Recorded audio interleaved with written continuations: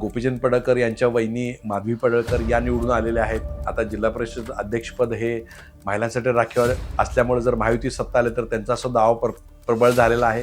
दुसऱ्या बाजूला आपण पाहतोय तर रयत क्रांती संघटनेच्या वतीनं आमदार सदाभाऊ खोत आहेत, यांच्या ज्या सुनबाई आहेत मोहिनीताई सागर खोत याही निवडून आल्या, त्यामुळे त्यांचाही दावा त्याच्यामध्ये आहे. पण कालांतरानं आपण जर आज बघितलं असतं तर ह्या प्रस्थापित राजकारणाच्या पंक्तीमध्ये हे दोन नेते जाऊन बसल्याचं आपल्याला दिसतंय. आपण जर गोपीचंद पडळकर यांची भाषणं जर सन 2019 साली ज्या वेळेला ते लोकसभेला उभारलेले होते, प्रस्थापितांची ही व्यवस्था कशी सगळी बरबटलेली आहे, घराणेशाही कशी प्रचंड माजलेली आहे, आणि ह्या लोकशाही व्यवस्थेमध्ये प्रस्थापितांना धडा शिकवायचा असेल तर आपल्याला एक वेगळा मार्ग चोखाळायला पाहिजे, अशा प्रकारची त्यांची भाषणं होती. अशाच प्रकारची भाषणं ही सदाभाऊ खोत यांनी माढा लोकसभा मतदारसंघात ज्यावेळी उभा होते त्यावेळेला गावगाड्यातला माणूस हा लोकसभेत गेला पाहिजे, गावगाड्यातल्या माणसांना सगळ्यांनी न्याय दिला पाहिजे, घराण्याशी आपण बाजूला केले पाहिजे, अशा प्रकारची भाषणं त्यांनी केली. पण आपण कालांतरानं जर बघतोय कालाय तस्मे नमा आपण जर बघितलं असेल तर अशा प्रकारची भाषा ही एके वेळेला गोपीनाथ मुंडेंनी केली होती, स्वर्गीय बाळासाहेब ठाकरेंनी सुद्धा घराणेशाहीवर टीका केलेली होती. पण कालांतरानं मात्र हे सगळेजण घराणेशाहीच्या बरोबर गेले. तशाच पद्धतीचा एक मार्ग आहे या दोन नेत्यांनी प्रस्थापित व्यवस्थेचा पत्करलेला आहे. आपण जर बघितलं असेल तर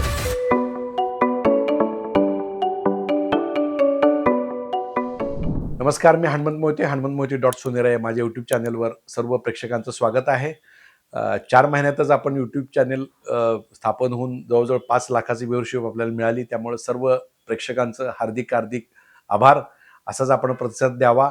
हे माझं चॅनल विश्लेषण आपल्याला आवडत असेल तर हे चॅनल सबस्क्राईब करा, लाईक करा आणि शेअरही देखील करा. आज आपण चर्चा करणार होतो की गेल्या जिल्हा परिषद निवडणुकीमध्ये आपण जर पाहिलं असेल तर गोपीचंद पडळकर यांच्या वहिनी माधवी पडळकर या निवडून आलेल्या आहेत. आता जिल्हा परिषद अध्यक्षपद हे महिलांसाठी राखीव असल्यामुळे जर महायुती सत्ता आले तर त्यांचा सुद्धा दाव प्रबळ झालेला आहे. दुसऱ्या बाजूला आपण पाहतोय तर रयत क्रांती संघटनेच्या वतीनं आमदार सदाभाऊ खोत आहेत, यांच्या ज्या सुनबाई आहेत मोहिनीताई सागर खोत याही निवडून आल्या, त्यामुळे त्यांचाही दावा त्याच्यामध्ये आहे. नुकतंच महायुतीची एक मिटिंग झालेली होती. पालकमंत्री चंद्रकांत पाटील यांनी महायुतीची सत्ता आपण स्थापन करू असं सांगितलेलं आहे. त्यामुळं आता रयत क्रांतीचा पाठिंबा त्यांना आहे, भाजप सुद्धा त्यांच्याबरोबर आहे, त्यांचा जनसुराज्य पण आहे, आणि मग महायुतीतले इतर जे शिवसेना आणि अजितदादा पवारांचा पक्ष होतो त्यांच्यावर येण्याची चर्चा सध्या सुरू आहे. पण आपण जी चर्चा करणार होतो की हे जे दोन नेते आहेत म्हणजे गोपीचंद पडळकर आणि सदाभाऊ खोत, हे दोन नेते हे प्रस्थापितांच्या विरोधात उभे ठाकलेले नेते आहेत, आणि या दोघांनी प्रस्थापितांच्या विरोधाचं राजकारण म्हणून आपलं राजकारण सुरू केलं. पण कालांतरानं आपण जर आज बघितलं असतं तर ह्या प्रस्थापित राजकारणाच्या पंक्तीमध्ये हे दोन नेते जाऊन बसल्याचं आपल्याला दिसतंय. आपण जर गोपीचंद पडळकर यांची भाषणं जर सन 2019 साली ज्या वेळेला ते लोकसभेला उभारलेले होते वंचित बहुजन आघाडीच्या वेळेला, त्यावेळी त्यांची जर भाषणं आपण ऐकली असतील तर प्रस्थापितांची ही व्यवस्था कशी सगळी बरबटलेली आहे, घराणेशाही कशी प्रचंड माजलेली आहे, आणि ह्या लोकशाही व्यवस्थेमध्ये प्रस्थापितांना धडा शिकवायचा असेल तर आपल्याला एक वेगळा मार्ग चोखाळायला पाहिजे, अशा प्रकारे त्यांची भाषणं होती.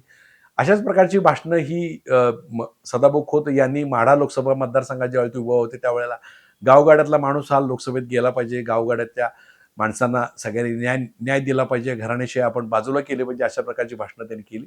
पण आपण कालांतरानं जर बघतोय कालाय तस्मे नमा आपण जर बघितलं असेल तर अशा प्रकारची भाषा ही एके वेळेला गोपीनाथ मुंडेंनी केली होती, स्वर्गीय बाळासाहेब ठाकरेंनी सुद्धा घराणेशाहीवर टीका केलेली होती. पण कालांतरानं मात्र हे सगळेजण घराणेशाहीच्या बरोबर गेले. तशाच पद्धतीचा एक मार्ग आहे या दोन नेत्यांनी प्रस्थापित व्यवस्थेचा पत्करलेला आहे. आपण जर बघितलं असेल तर एका बाजूला स्वतः गोपीचंद पडळकर हे आमदार आहेत, ते विधान परिषदेचे आमदार होते, त्यानंतर ते जतमध्ये निवडणूक लढून विधानसभेमध्ये गेले. दुसऱ्या बाजूला त्यांचे बंधू ब्रह्मानंद पडळकर यांनी खानापूर आटपाडीमध्ये उमेदवारी मागितलेली होती, पण ते सुद्धा समाज कल्याण सभापती म्हणजे जिल्हा परिषदमध्ये सभापती होते. त्यानंतर आता त्यांच्या पत्नी माधवीताई पडळकर या सुद्धा आता निंबवडे जिल्हा परिषद गटातून निवडून आलेल्या आहेत, आणि गोपीचंद पडळकर यांच्या मातोश्री आहेत हिराबाई पडळकर, ह्या सुद्धा पडळकरवाडीमध्ये सरपंच आहेत. तर त्यांच्या घरामध्ये आता तिन्ही जे आहेत सगळे हे घराण्यामधले वेगवेगळ्या पदांवर आहेत. अशीच गोष्ट आपण जर पाहिली तर जे सदाभाऊ खोत आहेत तर ते सदाभाऊ खोत यांच्यामध्ये सुद्धा सागर खोत यांनी पूर्वी निवडणूक लढवली होती. आता त्यांच्या पत्नी मोहिनीताई यांनी निवडणूक लढवली आणि बागणी गटातून त्या निवडून आले. आता सुद्धा त्या जर महायुती सत्ता आली तर दोघांपैकी एकाला सभापतीपद किंवा अध्यक्षपद मिळू शकतं, त्यामुळे हे सुद्धा स्पर्धेत राहतील. तर नेमकं मग प्रस्थापितांचा राजकारणाचं काय झालं असा प्रश्न जर कुणी विचारला समर्थकांनी तर त्याच्याबद्दलचं उत्तर त्यांना द्यावं लागेल. आता आपण जर पाहिलं तर सदाभाऊंनी ज्या पद्धतीने शेतकरी चळवळीवर आपलं नेतृत्व प्रस्थापित केलं तर त्या शेतकरी चळवळींच्या प्रश्नांबद्दल आज काय परिस्थिती आहे आपण जर बघितलं असेल तर अमेरिकन डील जे झालेलं आहे त्याच्यामध्ये सोयाबीन असेल, सोयाबीनच्या पेंड असेल, सोयाबीनचं खाद्य असेल, त्याच्यामध्ये सुद्धा आता अडचणी निर्माण होतील की अशी परिस्थिती आहे. इथेनॉल आपण अमेरिकेकडून आयात करायचं आपण सांगितलेलं आहे. त्यामुळं महाराष्ट्रातील उत्तर प्रदेशमध्ये साखर उद्योग अडचणीत येतो का? इथेनॉलचे दर पडल्यामुळं तो दरात परिणाम होतो का? ऑलरेडी साखरेचे दर हे मर्यादित स्वरूपात असल्यामुळं कारखानदारांना दर देणं अवघड आहे. त्यामुळे हा सुद्धा प्रश्न मोठा आहे. त्यानंतर आपल्याला कापूस प्रश्नाबद्दल सुद्धा गांभीर्यानं महाराष्ट्राचा तो अमेरिकन डीलमधून निर्माण झालेला आहे, की जो कापूस आहे तो जर अमेरिकेकडून आयात केला तरच अमेरिकेनं टेरिफ 0% लागेल, अशा प्रकारचं बांगलादेशबरोबर करार केलेला आहे आणि बांगलादेशचा 19% त्यांचा रेट आहे ना आपला 18% आहे. पण आपल्याला जर तशा पद्धतीचं कापूस घेण्याचा जर बंधन केलं असेल, तर मग आपल्या कापसाला भाव कसा मिळणार हा सुद्धा प्रश्न आहे. तर या प्रकारची भूमिका ही सदाभाऊ खोत यांनी मांडायला पाहिजे होती, पण त्याच्याबद्दल ते बोलताना दिसत नाहीत. द्राक्ष बागा तर मोठ्या प्रमाणात कमी होतात. द्राक्ष बागाचं संकट तिथं आहे. त्यानंतर पुन्हा आपण बघितलं अवकाळी पावसाचं संकट आणि तो सुद्धा प्रश्न मोठा आहे. तर त्याच्याबद्दलची रस्त्यावरची लढाई ही सदाभाऊंनी लढायची अपेक्षा होती, मांडणं अपेक्षित होतं. पण सदाभाऊ सध्या निवेदनावर ह्या गोष्टी सगळ्या आपल्या करताना दिसत आहेत. त्यामुळे तो एक प्रश्न निर्माण होतोय. दुसऱ्या बाजूला गोपीचंद पडळकर यांचं नेतृत्व प्रस्थापित आपण म्हणत असताना सुद्धा त्यांचं नेतृत्व ज्या भूमिकेवर पूर्वी उभं राहिलं होतं की धनगर समाजाचं आरक्षण, तर त्या समाजाचं आरक्षण आता नेमकं काय झालं हा प्रश्न विचारला तर ते आपल्याला उत्तर त्याचं नकारार्थी मिळते. आपल्याला आठवत असेल तर 2014 साली देवेंद्र फडणवीस यांनी पहिल्या कॅबिनेटमध्ये आपण हे आरक्षण देऊ असं सांगितलेलं होतं. पण त्याच्याबद्दलचं गोष्ट काय आजतागायत झालेली नाही. मधले 2.5 वर्ष सोडले तर आता जवळ उरलेले 9 वर्ष देवेंद्र फडणवीस हे सत्तेत आहेत. म्हणजे पहिले 5 वर्ष आणि आताचे 2 वर्ष मुख्यमंत्री म्हणून आणि मधले 2.5 वर्ष उपमुख्यमंत्री म्हणून फडणवीस सत्तेवर आहेत. पण त्याच्याबद्दलची गोष्ट झालेली नाही. न्यायालयीन लढाई सुद्धा धनगर समाजाच्या विरोधात गेलेली आहे. आपण जर पाहिलं असेल तर देवेंद्र फडणवीस एका बाजूला असं म्हणतात की मराठा समाजाचा निर्णय आम्ही लावून घेतला आणि आमच्या बाजूला तो टिकला. तर हे जर मराठा समाजाच्या टिकण्याचं श्रेय जर फडणवीस घेत असतील तर मग ते जर धनगर समाजाच्या विरोधात निर्णय गेला तर त्याचा अपयश श्रेय कोण घेणार?